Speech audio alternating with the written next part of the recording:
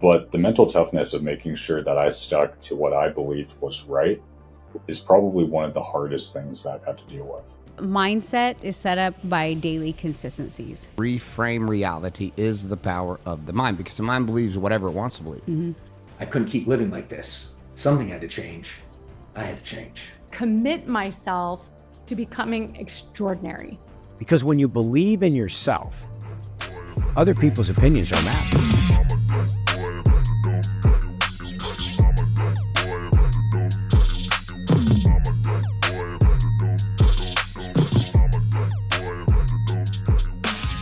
I am humbled and honored to be asked to speak at this year's Mental Toughness Forum. You know, my good friend and brother of mine, Ben Newman, when he asked me to speak, I was blown away. And, with a little bit of hitting home with this topic on mental toughness, I could not be more excited to share some nuggets.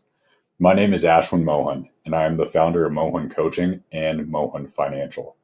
I've been in the financial services space now since May of 2015. I started as a college intern where I worked in Seattle and went to school at night online at the University of Arizona. I learned the ins and outs of the financial services space and learned what it's actually like to be a financial advisor and also start to grow a business where you help people, achieve their goals and really shoot for the stars. In 2018, I spent a lot of time really reflecting because my life between 2015 and 2018 was a bit unorthodox. In my 20s, while most of my friends were grabbing drinks at bars and, going to different classes on college universities, I was running around the Seattle area trying to meet with people and convince them to, give me the opportunity to work with them and help them achieve their goals and manage their money. And throughout that process in those 3 years, when we talk about mental toughness, social media growing as big as it was, I would always feel left out and felt like my path wasn't the right path. Now, fast forward 10 years and I could say my path was definitely the right path, but the mental toughness of making sure that I stuck to what I believed was right is probably one of the hardest things that I've had to deal with. In 2015, when I took the leap to not go back to school on campus, move into my parents' basement and decide, hey, I'm going to go ahead and really give a shot at the financial services industry where, it was a 50-50 shot. I was going to even make money in an all commission business. I said, you know what? Let's do it. So in 2015 and 2016, I went to the School of Hard Knocks, I like to call it, cold calling my way into the big tech market, trying to meet people that would give me the opportunity, connect them with other business partners that then would help guide me and teach me. Countless days I would be in the office, 12 hours, go home, grab dinner, come back to the office, sit in my cubicle, and then just do my schoolwork right there. In 2017, I faced one of the most challenging, parts of my life. And I ended up having to deal with the loss of my best friend in 2017, July of 2017, just a little over, I think 8 years to the day here as I record this. And, I lost my best friend on a trip that I was supposed to be on. And, when I lost my best friend, he was murdered overseas. It took a pretty big toll. Took a toll on me mentally, took a toll on my business. And, being in my early 20s, I did not know how I was going to adapt and evolve to the adversity on hand. At the start of 2018, news outlets all across were covering, his death and everything. And the surveillance footage was released on the internet of numerous men jumping my buddy on the side of the street in an island in Greece. And, I talked about this on the series of Burn episodes that I've been on with Ben. When the video came out, I sat in my cubicle and watched that video play in my mind on repeat for over, what seemed like days, but was really maybe 7 or 8 hours. This 1 minute clip burned into my brain. And, when I think about mental toughness in life, we're all going to face different levels of adversity. whether it be losing a loved one like I did, or dealing with mental health struggles, or dealing with, sickness within yourself or within family members, whatever adversity it is. And I think the importance of mental toughness is understanding that we have an obligation to work hard and strive and continue to progress and move forward in order for us to really do what it is that we want to do, which is create an impact here on this planet. And so, as I reflect here a little bit on the importance of mental toughness and really making sure that, I demonstrate what it means to be mentally tough, it's going out there and it's handling the adversity. And like I was saying, there's different scales to adversity, but I think the biggest thing is making sure that you're aware of what that adversity is first. In 2018, when I graduated college and started working with a firm and then ended up becoming one of the youngest partners of a team inside of the firm, that adversity carried me through. I dealt with the ups and downs of learning the business and understanding how to run a business and how to manage people. But the ongoing adversity of understanding that life is short and understanding that, hey, it's not going to be easy and people are going to tell you no, and business isn't going to go how you want. And, meetings are going to get rescheduled, and, maybe you aren't going to be able to pay your credit card bills on time this month. All of that I've had to deal with. And the thing that I consistently reminded myself is that we're on this planet for a very finite amount of time. And unfortunately, we just don't know how much time we have.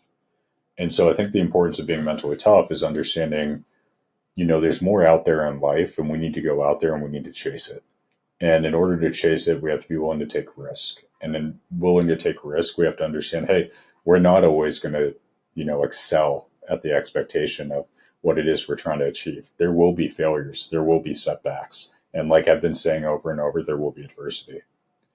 And so when I think about mentally tough, going into when COVID hit and, leaving my partnership and starting my business and, getting to the point where we're opening up our second office now, our team is growing rapidly. Our business is doing, well over 7 figures, excuse me. We have a coaching company that is doing phenomenally well. We coach over, 50 advisors around the country, speak to numerous advising firms.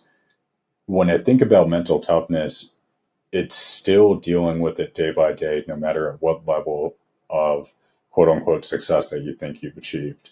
And what I mean by that is even today, I still deal with the issues of mental toughness. There are days where I don't want to get up and go work out and do the daily disciplines. There are days where I don't want to make my points of contact and reach out to individuals and, try and schedule meetings. I think, ironically today, right before shooting this, I was actually picking up the phone and following up and calling people. I can't remember the last time I picked up the phone to call people to schedule meetings. So fighting that, inner voice, and making sure that you really silence it and push through, I think that's what defines mental toughness. You're not going to win every single day. And I think anybody that tells you, hey, every single day is going to be amazing is, maybe living in a fallacy or, fallacy here. But I think the biggest thing to take away from this is when you think about mental toughness, you have to first define what's important to you and what's your reason to push forward. And what's your reason to battle the adversity and take on the tasks and fight the problems that you might need to fight in order to go ahead and achieve the bigger goals that you want to achieve. One of my favorite things to do is to watch movies. And, I love watching movies about entrepreneurs that get out there and, continue to grow. And Joe Rogan has this saying too, when it comes to a movie, think of yourself as the main character. So when I watch these movies like the movie Jobs with Ashton Kutcher or, The Pursuit of Happiness with Will Smith, you see these movies and you see the character, and this character is tackling different issues that they face on and on and on in order to achieve something great. And I think for us, our lives are no different. And when Joe Rogan said that on one of his podcasts about being the, main character in your own movie, the movie's not interesting if somebody just goes through life and everything happens the way they thought it was going to happen. And so I think that's what makes life interesting. And in order to take on those ups and downs, you got to be willing to fight that adversity. And that's what I think is the definition of mental toughness.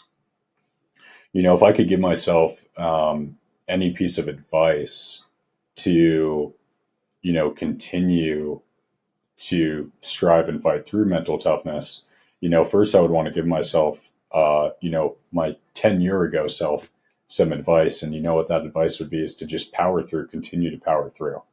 There were times in the past 10 years in my business where I did think about quitting and I did think about giving up. And, I'm glad I did power through, but there were times where, I didn't power through as much as I should. And the path today would look slightly different. We'd probably be 10 steps farther in our business. And so, I think realizing, hey, that it's not all sunshines and rainbows, and make sure I power through. I would have told myself that 10 years ago and wish I would have stuck through and every component, but you do get knocked down quite a few times, especially when you have big goals. If I think about today, advice for my future self and to the audience, I want to wake up in 15 years and look back and be like, I gave it my all. At the end of the day, whatever it was, I gave it every single ounce of blood, sweat, and tears to make my vision come true of what I want my ideal life to look like. And I think in order to achieve that, you have to be willing to fight through the ups and downs on a daily basis. And that, in my opinion, is what mental toughness is.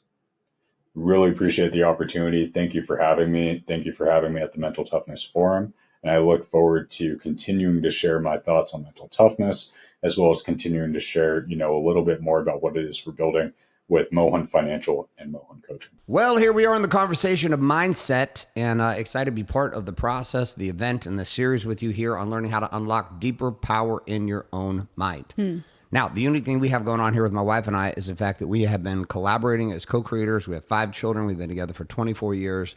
We've built 2 different brands, launched multiple different companies underneath, and have been entrepreneurs for over 2 decades. So mindset as a woman, speak to me on this one. How do you maintain the power mindset as a woman, but also still be all in as a mom? For me, mindset is set up by daily consistencies. I think one of the biggest things I tell people, I'm like, if you can't do the small things, you'll never be ready for the big things. And I also believe that if you can do the small things, that you show up every single day with your patterns and habits that create success for you, that God actually opens up more opportunity because you're disciplined. He's like, oh, Danielle gets up every morning and works out. Garrett gets up every morning, he reads his scriptures. It shows consistency and builds trust. So for me, I think a lot of times with mindset, it comes down to being open and willing to receive revelation or whatever that means for you. So you have to set yourself up to have success every single day. So part of this ability comes to disciplines and habits, and people have heard this over and over again, yet most people don't. What is the relevance to the body? Because I look at this from my place, which is God's given us a body. We want to talk about the power of the mind, but people don't want to do what's required with the body. Yet the body contains the mind and body contain the soul, and God is trying to speak through us to create with us here in this place. But the body, why you and I both are very physical, our kids are physical, Right. We're into fitness, we love this. I talk about the body and its effect on the mind. Well, there's mindset and there's spirituality, but I have to remind myself that we're in a game, we're human. We have this physical body. We're operating in essentially 2 different worlds, our spiritual world and our human existence. And so if you're operating in the place where you want to set your mindset up to be very powerful, if knowing that they go hand in hand together, then why would you not do the same for your body? And if you don't do the same for your body, your mind will not be able to tap in the highest level it can. So that's how, if somebody's not taking care of themselves, I'm like, you're actually limiting your personal power because you're too fogged down, right? You think if somebody's extremely overweight or things like that, you can't say that doesn't take a toll on your mind. So for me, having myself in good shape physically, I feel more powerful, and I think clearer. I feel more sharp. I can play with my kids. I'm 42 years old, but I still feel like I'm in my 20s. Like there's so much power to understand that you can be like, oh, I don't need, I have success here. I don't need success in my body. But by saying that, you're saying then I can only reach so much success here on this world. So having worked with over 70,000 minute wake up warriors since 2012, I can tell you one of the fastest ways to determine a man's consistency and how he thinks in his mind is what his body is screaming to the world. Fat dude shows up, man tits. He's got a little garage over his cock. He's completely let himself go. You know, I know more about that man from his screaming body about what his discipline has been and not been with his wife, with his kids, with his money, etc. And even if he's produced some results, it is inferior to what he could produce, because I've watched what happens when a man disciplines his body. The mind works different. Right.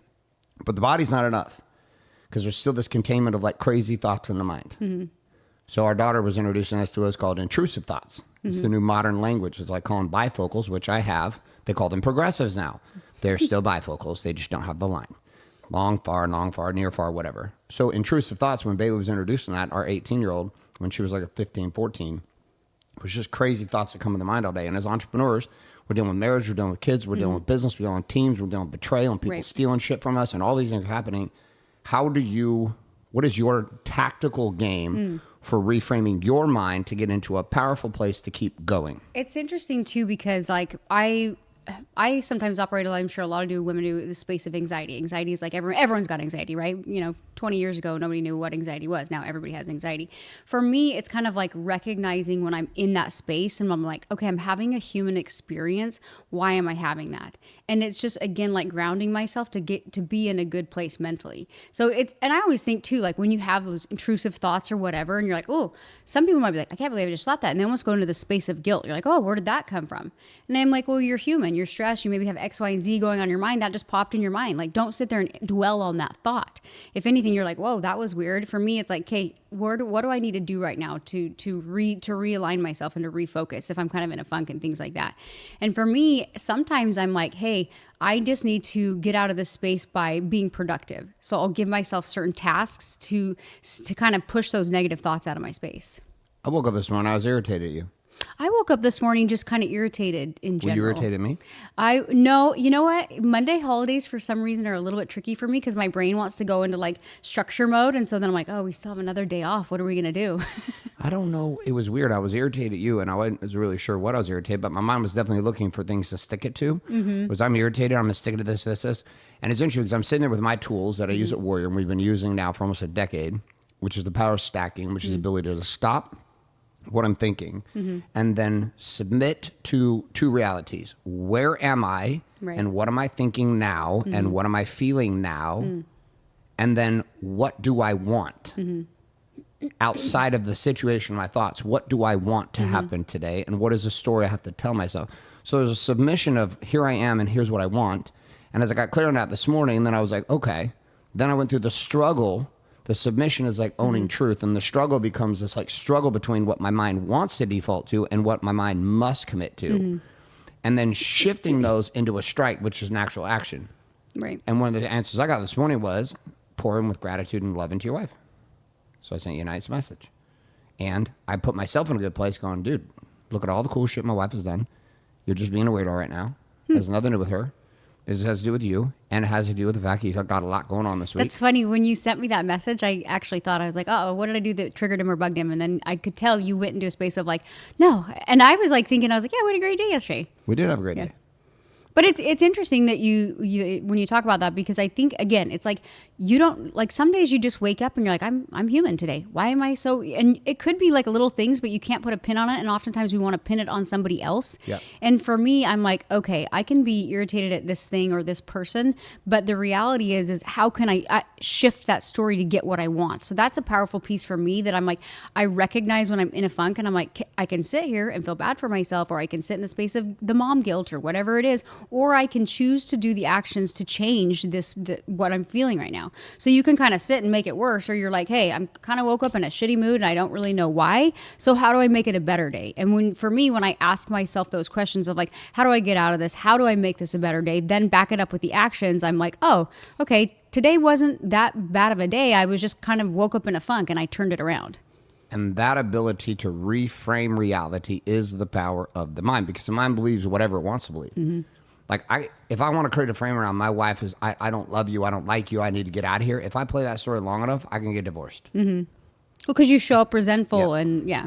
So like your mind affects everything. It's like when you're getting sued, people are stealing from you, life is happening in business, etc. You have to control the frame of what you're operating in, but you can do that deliberately. It's not a motivational thing. It's not a run on hot fiery coals. It's not a break an arrow on your neck. It's not a happy clappy conference. You have to tactically find the tools to be able to rewrite reality. Because that's all we're ever doing in sales and marketing anyways, is we're rewriting reality and presenting messages to the world in a different form that draw them in. Mm-hmm. But the most important marketing that's happening every single day is the marketing that we do to ourselves. Exactly. Because you can't communicate a message if you're not in a good space. I believe we're here to be beacons for God. We have to, for me, I'm I should be able to put myself in a place where if God needs to pour something through me to you, I should do my best to be able to receive that so that I'm living to the higher version of myself. But also I always say, I'm we are human. So you're going to have some days where you're I can't tap in. I don't feel anything. And you're well, how do I set myself up where I do feel more in power? And I think it's this balance of, yes, mindset, but we're human. We're coexisting together as both a spirit and a human. And sometimes you just got to strategically sedate. You just got to drink some tequila and say, fuck it. I'm human today. I'm out. I'm out. Just going to be dumb and be human. And tomorrow I'm going to get my mind right. Tomorrow I'm going to do better. Today I'm just going to numb my mind and jump off the odds. Hey, there is, you know what? Some people don't have fun. So I will say, we're pretty disciplined, but we do have fun. I don't think there's anything wrong with that. Fun. Yeah. Yeah. Well, listen, in the spirit of mindset, we're excited to be with Coach Ben Newman and the rest of the crew, being part of this event series with you and here, myself at Wake Up Warrior and Man in Arena Tour, my wife with NBR and DKW Styling and Isla Hair. We are pumped to come as a couple to be part of this process with you, sharing the tools and tactics we've helped with tens of thousands of men in the men's space and then thousands of hairstylists in the hair space on how to put their minds in place, put them back in power and get them producing, but not just producing in the game of money. How do you take those tactics and tools and make those principles work for every area of life, from your body to your being in spiritual relationship with God, to your relationship with your wife and balancing your children or your husband, and also the conversation of making more money. And it is possible, and we are walking witnesses of this, and that's why we're excited to be part of this tour event with you. Hey there, my name is Bryce Henson, CEO of Fit Body Bootcamp, which is an 8-figure international fitness franchise. I've led the sales of over $350 million in my career, and mental toughness has been the foundation of my success. So let me explain. Now, a few years ago, I was living in Brazil. I wasn't running companies. I wasn't speaking on stages. I wasn't speaking on forums like this. I was just trying to figure it out. I was sitting in this little apartment, as I remember it, a plastic chair, no AC, watching YouTube videos on my laptop. And I remember this guy kept on popping up in my feed. His name was Bedros Keuilian. Maybe you heard of him. He was talking about fitness marketing, building gyms, and helping people grow, his area of genius. But underneath it all, he was talking about something much deeper: leadership, responsibility, taking control of your life, mental toughness. I was hooked. I watched every video. I studied every word. I remember scribbling ideas in a notebook I had, dreaming of what life could be like if I actually went for it. And then guess what, my friend? I did. I remember looking at my girlfriend. I said, hey, babe, I think we should move to California, buy into a gym franchise, start a completely new life. Totally normal idea, right? Well, 3 months later, guess what? We did it. We packed up and moved. I traded the beaches in Brazil for a shot at something much greater. And here is the wild part. A few years later, I'm not just watching those videos. I'm sitting across from Bedros. I'm working with the guy. I went from a subscriber to a CEO and business partner. And every step of that journey, every step of that path, it was filled with adversity. Now, if you're watching this, I know a lot of you are in your own version of that journey right now. Maybe this is your first Mental Toughness Forum. Maybe you're just getting started. You just launched your first business. Or maybe you're already a few years in and now you're trying to figure out how to scale without losing your mind. Well, wherever you are in the journey, in the process, just know this: you're not here by accident. This isn't just a virtual conference. It's not a virtual room of people who made some whim decision to be on here today. It's a room full of people who made a decision to go for it, to leave something comfortable, something predictable, something safe, and leave it and trade it for a dream. I'm here to tell you today, that's not small. That is definitely not normal. That's what I call leadership. But then let's talk about what happens next from my own personal experience, because once the doors open, once the excitement wears off, the logos are ordered, the paint dries, something else shows up. And I call that reality. And that's when the real work begins. That's when these questions start creeping in. Why is my team not getting it? Why aren't the leads not converting? Why am I working this hard and still not making what I want? And again, from experience, we go searching for answers. We think maybe it's a better system. I got it. A better social media strategy, the perfect offer. You know what? The right hire. Guilty as charged. We start looking out there, thinking something out there is going to fix what's actually wrong in here. But something I've learned over and over again, it's not your funnel, it's not your social media, it's not the strategy, it's your mental toughness mindset work that you've been avoiding. But this lesson that adversity could be a source of your advantage, which at the end of the day is the foundation of mental toughness and the mindset around it. It didn't start for me at Fit Body Boot Camp. It didn't start at a gym or a strategy session. It started in the backseat of my mom's car with my little brother as we were driving to the grocery store. And my mom was in the front seat. Before we even got there, I remember it vividly. She turns back to us and says, "Listen, boys, when we're inside, please don't ask for anything because there's no extra money for toys or candy today." Now, at the time, candidly, I didn't fully understand the weight of these words. I was just a little boy at the time. But in that moment, I could feel something had shifted. Obviously, things were different now. And what happened was my parents were separated. We just moved from the state of Georgia to Michigan to escape my father and to live with my grandma. And my mom, who had always been a stay-at-home mom since I was younger, was now working 2 jobs, hustling nights and weekends just to keep us afloat, to make ends meet. Now, to her credit, even though she was stretched thin, man, that lady never stopped showing up for us. She'd make it to my soccer games. She'd try to keep our lives as normal as humanly possible, but it didn't take a rocket science to figure out how hard things were. And I remember watching her and thinking, she's like someone drowning in an ocean, holding onto a life preserver and carrying all 3 of us, my little brother, my baby sister, and me along with her. And for whatever reason, something clicked that day in the car as I listened to her. I realized this hard truth of life. No one was coming to save us. This was on us to figure out. And it became clear to me I had 2 options. Number 1, I could either help, or number 2, I could be one more weight that she had to carry. And as I reviewed my option, I decided in that moment, I wasn't going to let her keep carrying me. Now, I was a little boy. I remember I was about 11 at the time. But just like today, I was determined to do something. And I love soccer. In the state of Michigan, I heard that at the age of 12 years old, you could legally referee soccer games and make anywhere from 15 to 20 bucks a match, which was giant money. And even better, at the age of 11, you could enroll in the training. So I remember going to my mom with a plan because I'm the type of guy that always has a plan. I said, "Hey, Mom, if I go through the training now, I can start refereeing next year. I can help out the family." Now, she didn't hesitate. She said, "Okay." But as I look back over the years, I didn't realize how much that must have hurt her to hear her son, still a kid, wanted to take on that type of responsibility. But to her credit, she said yes. And my friend, that is all I needed. So fast forward the clock, I did it. At the age of 12, I became a soccer referee. And what would happen is my mom would drop me off at the soccer fields, and then she'd head to her second weekend job. And I'd stay on the pitch all day, referee games, and I'd come in with a wad of cash that we could use for gas or groceries, or for me to be more self-sufficient. But what I didn't know at the time is how much that decision, what happened was it shaped my future. It wasn't just about earning money. It was about realizing what it meant to step up, to take responsibility, to lead when no one else could. And that mental toughness mindset lesson has stayed with me my entire life. It taught me that leadership does not wait. It doesn't sit back and say, someone else is going to solve the problem. Leadership asks, what can I do? How can I help? And for me, that mental toughness journey started in the backseat of that car, hearing my mom's voice, realizing that no one was coming to save us. That's when I learned what it meant to lead, not just for myself, but for others. What a gift. And now as a leader, I'm a CEO. I realize I call in that version of me all the time. And no, I'm not talking about the polished professional or the social media ready entrepreneur. I'm talking about the kid in the back seat learning how to be okay in the storm. Because one truth of business is this: if you're leading a team, if you're running a gym, if you're growing a business, if you're scaling a company, you will face storms. That is not the exception, my friend. That's the path. And this is why mental toughness is so powerful. So here's what happens when the storm hits, when it gets hard, when you start questioning yourself, when you feel the pressure's on, your mindset is tested. If you're anything like me, we go looking for what I call false idols. Now, these false idols, they sound like strategy, they look like hustle, but really they're fear.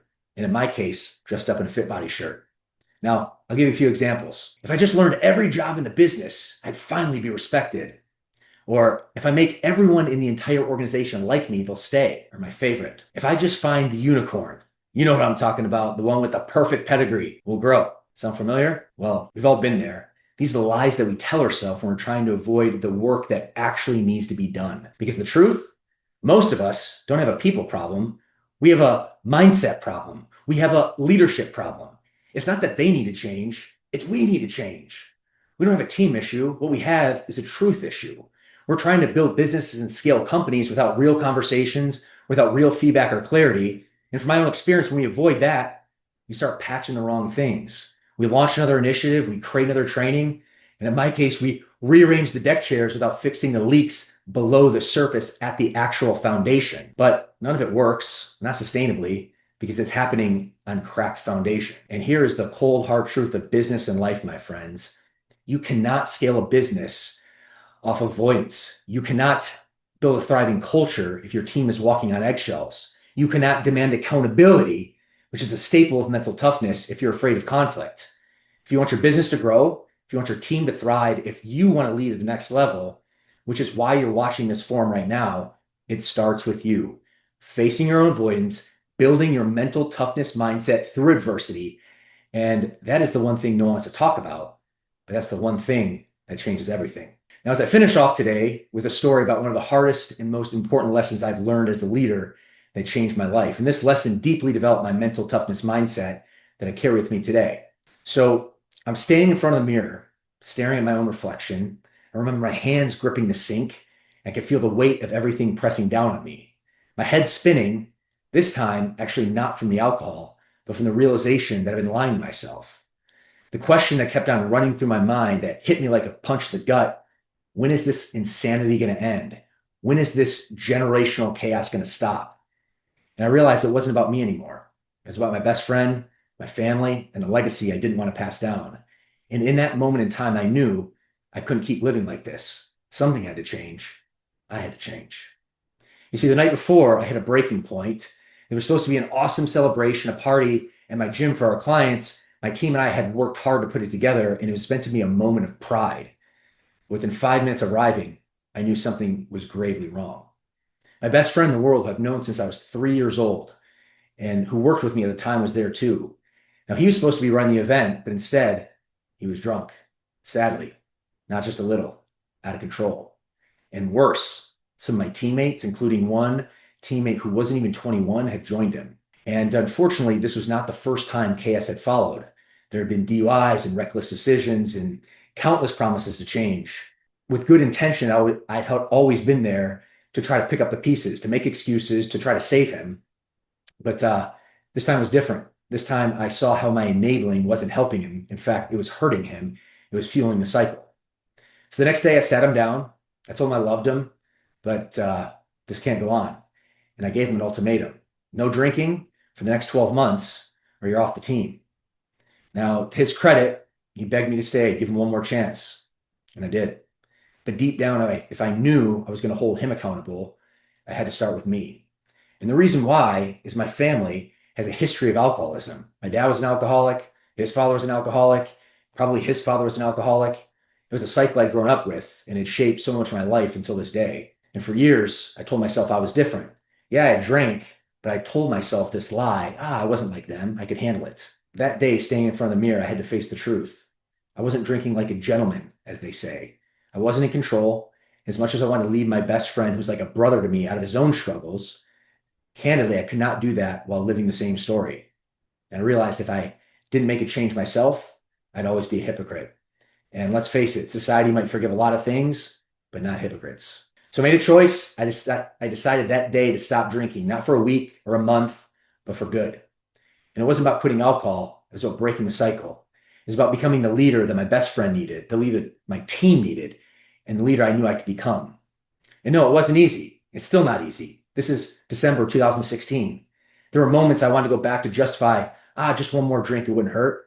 But every time, till this day, I thought about that mirror. I think about this mirror and the reflection staring back at me. And I think about the type of person I want to be when I look at myself. And that moment, it didn't change my life. It changed the way I lead. It taught me that what I call now moral authority from a gentleman named John Maxwell.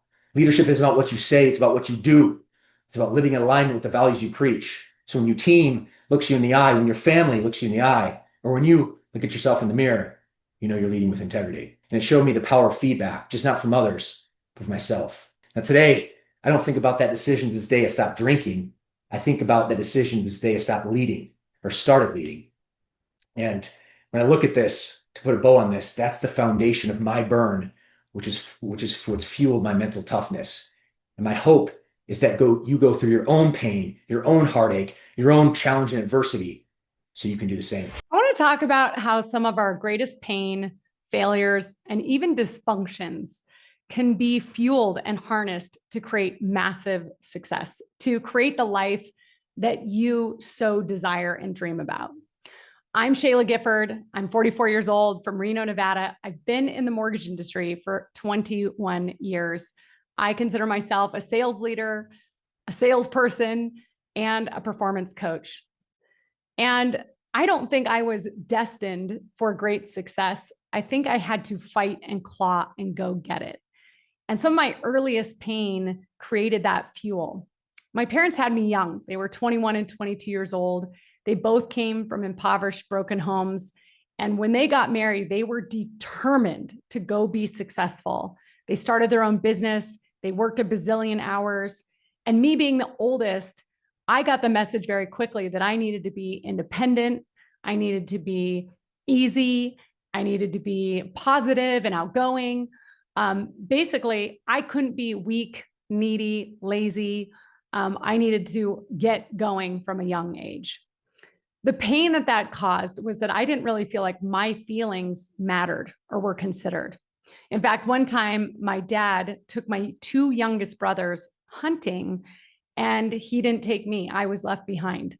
And it was in that moment that I thought, why am I not good enough, to be chosen? And I constantly kind of felt the underpinnings of that as a young girl.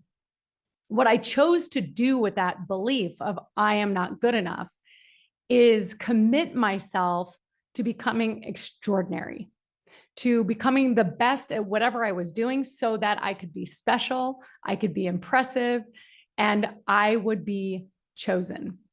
So fast forward, I'm about to go to college. I've gotten straight A's because that was impressive. I've gotten a scholarship. I go off to college and I'm surrounded by a lot of other people that are not striving to win, that are not thinking about their future and how to change the world. And I don't fit in. There's not people around me with this extraordinary drive. What I later learned is that 97% of people go by the typical standard of get a good degree, get a good job, go for security and stability. And if you follow that ladder, someday maybe you'll be happy, married with 2.5 kids and a white picket fence. And that just wasn't for me. I am impatient and I wanted more control over my destiny. And so I learned that there's 3%ers that break that mold, that are willing to go out and bet on themselves, that start businesses, that become entrepreneurs. And at that time, I dropped out of college and I jumped into network marketing. I started selling hair care, vitamins, weight loss pills. You can imagine my parents were not super excited that their straight A firstborn is now a pyramid salesman. But that was the best thing I ever could have done. Because in that business, you start recruiting, you start talking to people about concepts that might be foreign to them. You talk to them about business that is taboo, that people are like, oh, really? And you have to build this inner fortitude, this thick skin, this belief in yourself and where you're going so that you can attract the right people into your downline and recruit. It's a sales job. And the funny thing is, I really wasn't meant for sales. I didn't really like people. I didn't even know how to deal with people because I was such a focused kid that I didn't know how to do small talk and have fun and be silly and be playful. I was just all about getting a result. So I get into sales and I kind of suck. They say you got to help people, got to like you and trust you. I didn't know how to be likable. In fact, there was a deep core belief inside of me that I wasn't likable. This is why I wasn't chosen. But the good thing is my parents really enforced this empowering voice in my head, this inner coach. I know a lot of people have an inner critic, somebody in their mind that is doing self-attack all the time. And fortunately, my mom and dad installed this inner coach that kept saying, you know what, you can do this. If he can do it, you can do it. If she can do it, you can do it. And with a no quit attitude and a belief that discipline in a long, obedient direction, as Ben would say, will produce the skills that you need. And so I started studying books like How to Win Friends and Influence People. I started watching people that were highly influential and likable and going, what do they do and how do they make me feel? I committed myself to mastery, to understanding human behavior, to actually falling in love with people genuinely. Because if there's anything I am refusing to be fake or inauthentic. I want to be larger than life and be loved for being me. And that probably comes from all of these years of having to figure out what is it going to take to be special, impressive, lovable, and chosen. So I go after it and I stay in the fire over and over and over again. And I suck and I suck and I suck. And it's awkward. But that is what it takes. Not everybody is a natural talent. You know, you hear about grit, and you would bet on grit over talent any day of the week. So I spend 3 or 4 years in network marketing and doing cold calls out of the white pages and standing up in front of people and pitching my pyramid deal. And many times getting eye rolls and getting, you know, people thinking whatever they want to be thinking. And again, I'm building that inner fortitude of saying, I'm being a 3%er. I'm not willing to be average or mediocre. I'm going to give it all I got. So at 23 years old, I get in the mortgage business. And coming from a background of hard sales and cold calls, this really wasn't that hard. But what I quickly learned is this was going to challenge me in a whole new way, because now I needed to learn how to be a leader, not just a helper. I needed to be somebody that was going to orchestrate very complex details and a lot of people to get a common goal accomplished. I had to learn how to be patient, how to set vision, how to trust others, because I'm a bit of a control freak, being highly technical and also feeling like maybe I'm a fraud. I'm only 23, I'm only 25. Who's going to trust and believe in me? So the key things that have helped me succeed is just knowing that there is a learning curve and believing that if I do the same thing over and over and over again with the goal of mastery, with having self-awareness, with journaling in the morning and journaling at the end of the day, and really thinking about how did I show up and what was their reaction and what could I do differently, that I would gain mastery, that what was once really, really hard and uncomfortable would eventually become more natural. In being committed to mastery and growth, I embraced this feeling of staying on the edge of my comfort zone, of being held accountable to metrics that create success. If it's going to take 10 calls a day, then I'm not going to leave until I make the 10 calls. In fact, I'm probably not going to go to the bathroom until I get 2 more calls squeezed in, because at the end of the day, it's about gamifying it. It's about knowing that everything is just a game, and you got to figure out what game you want to play. And then you got to play and win at your own game. Today, I see so many people that get stuck in procrastination, perfectionism, paralysis of overanalysis.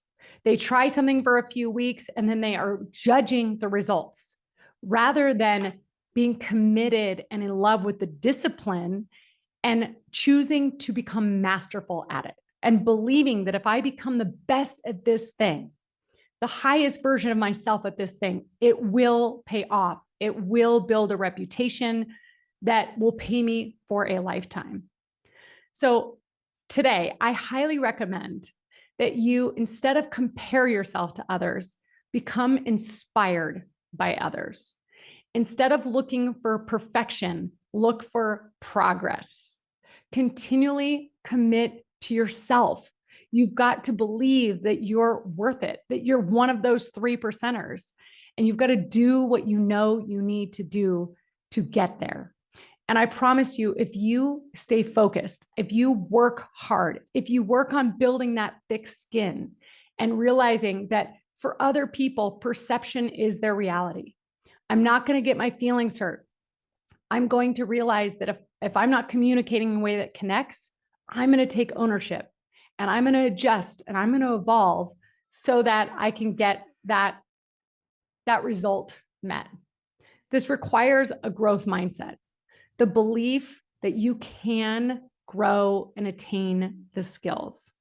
And yes, markets are going to change. We're going to run into failures. We're going to run into events. But one thing I'll leave you with is the game is not over until I've won.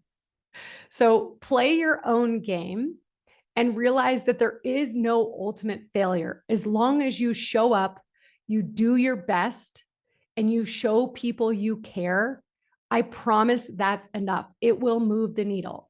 Show up, do your best, and show people you care.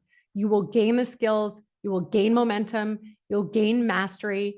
And in the process, you will build that inner will, that fortitude, that power, that life force that just makes life easier, that you start drawing this success to you because you have built that life force within you. So go out and play your own game, become a rainmaker, figure out a way to grow every day, and have fun in the process. Hey, everybody. Nick Sansone here. Pleasure to be with you all today. I am a principal at Sansone Group, which is a full-service real estate company based here in St. Louis, Missouri. I own the business with my two brothers, Jim and Doug, and it was started by our father 68 years ago. My father passed away in 2020 and was chairman of the board till his passing. So I want to talk to you a little bit about mental toughness and discipline. Before I get into that, tell you just quickly some statistics about our company.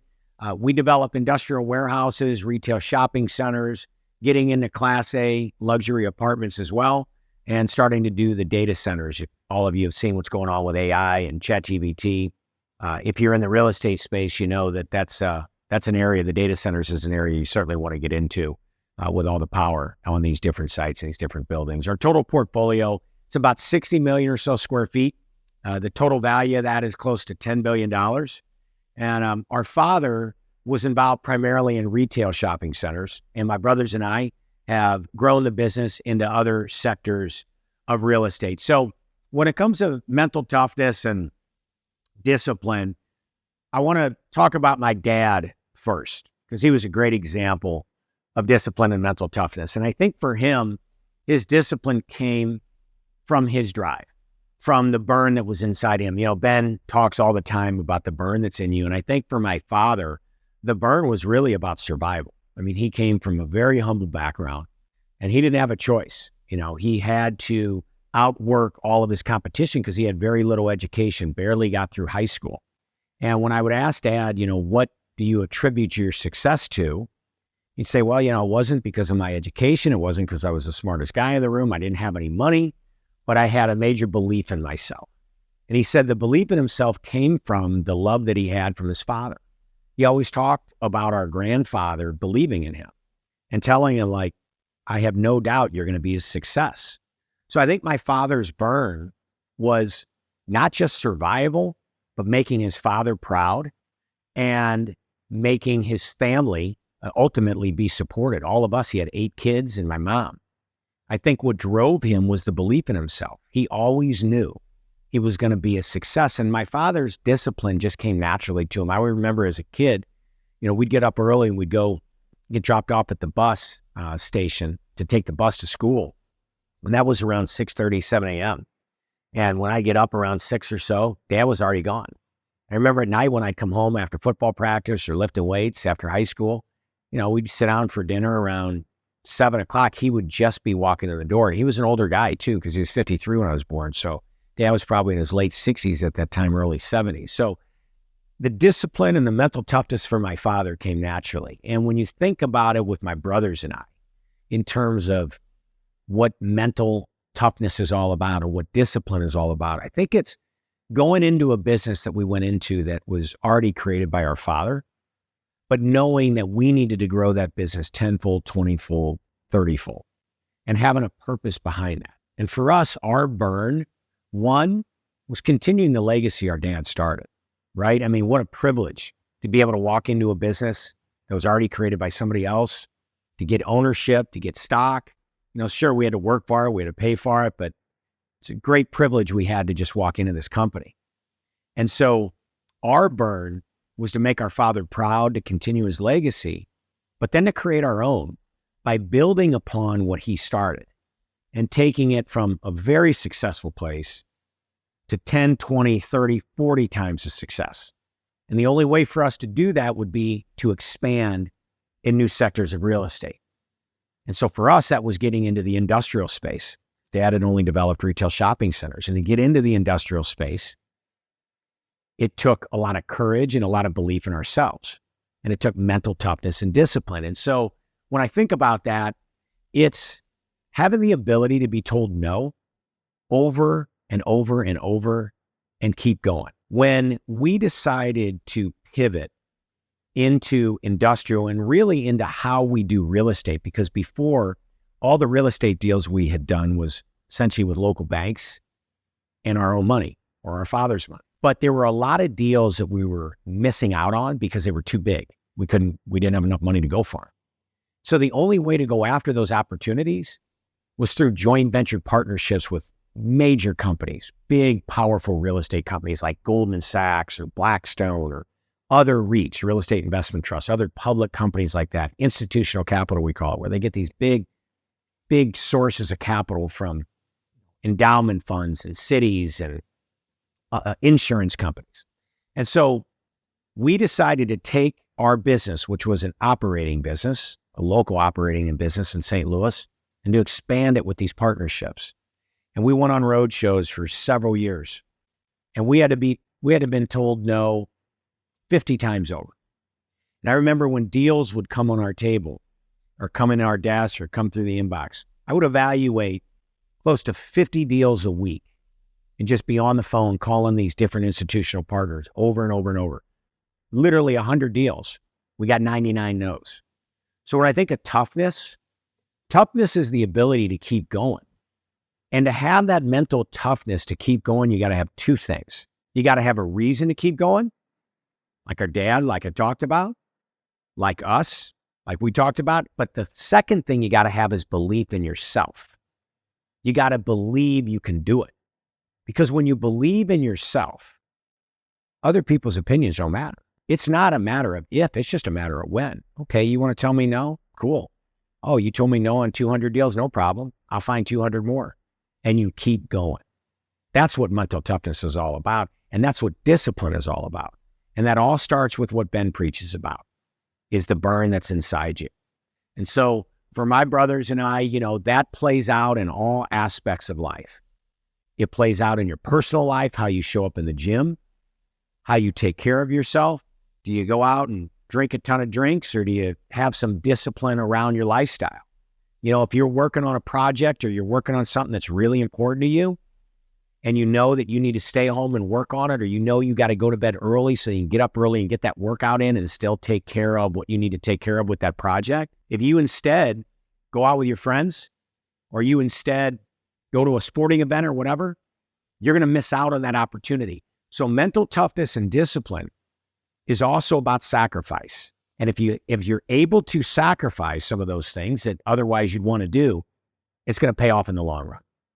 So if I can sum all that up for you, if you have something that you're incredibly passionate about, deep inside you, that you want to go for, being tough and being disciplined about it is going to come naturally to you, because you're not going to stop till you get there, and you'll give up everything that you need to give up in order to make that happen.